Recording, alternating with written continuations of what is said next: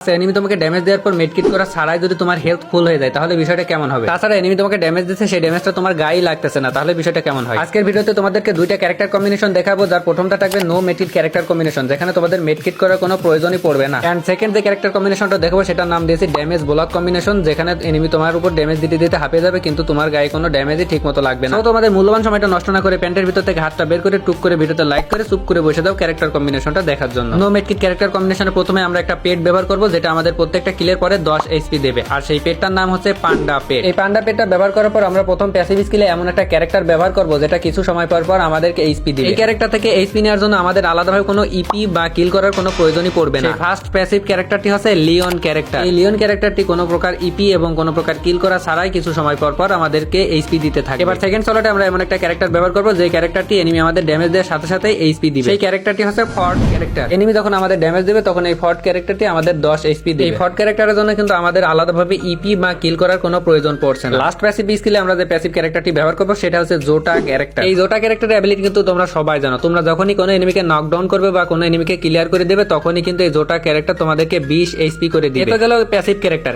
Active character হিসেবে কোন ক্যারেক্টারটা নিতে হবে এতক্ষণে তোমরা অবশ্যই বুঝে ফেলেছো। তোমাদের ধারণাটা ঠিক। আমরা অ্যাক্টিভ ক্যারেক্টার হিসেবে যে ক্যারেক্টারটি ব্যবহার করব সেটা হচ্ছে কে ক্যারেক্টার, যেটা আমাদের অটো ইপি দেবে এবং অটো ইপি থেকে আনলিমিটেড এইচপি দিবে। এই নো মেডকিট ক্যারেক্টার কম্বিনেশনে কি তোমরা কি একটা জিনিস খেয়াল করছো? তোমরা যখন এনিমির কাছ থেকে ড্যামেজ খাচ্ছ তখনও কিন্তু তোমরা এইচপি পাচ্ছ, আবার তোমরা যখন এনিমিকে ড্যামেজ দিচ্ছ তখনও কিন্তু এইচপি পাচ্ছ, আবার খেলতে খেলতে যখন তোমরা কিছু সময় সার্ভাইভ করছো তখনও কিন্তু এইচপি পাচ্ছ। এটা গেল ফার্স্ট ক্যারেক্টার কম্বিনেশন। এবার আমরা দেখবো দ্বিতীয় ক্যারেক্টার কম্বিনেশন, যেখানে এনিমি আমাদের ড্যামেজ দিবে কিন্তু এনিমি দেওয়ার ড্যামেজটা আমাদের লাগবে না বললেই চলে। সেকেন্ড ক্যারেক্টার কম্বিনেশনটা দেখানোর আগে তোমরা যারা এখনো ভিডিওতে লাইক করেনি লাইকটা দিয়ে দাও, আর কমেন্ট করে বলো তো তোমরা কতদিন ধরে এই ফ্রি ফায়ার গেমটা খেলছো। আমি 2 বছর ধরে এই ফ্রি ফায়ার গেমটা খেলতেছি। এবার দেখা যাক সেকেন্ড ক্যারেক্টার কম্বিনেশনটা। তো আমরা এই ক্যারেক্টার কম্বিনেশনের প্রথম যে প্যাসিভ ক্যারেক্টারটা ব্যবহার করবো সেটা হচ্ছে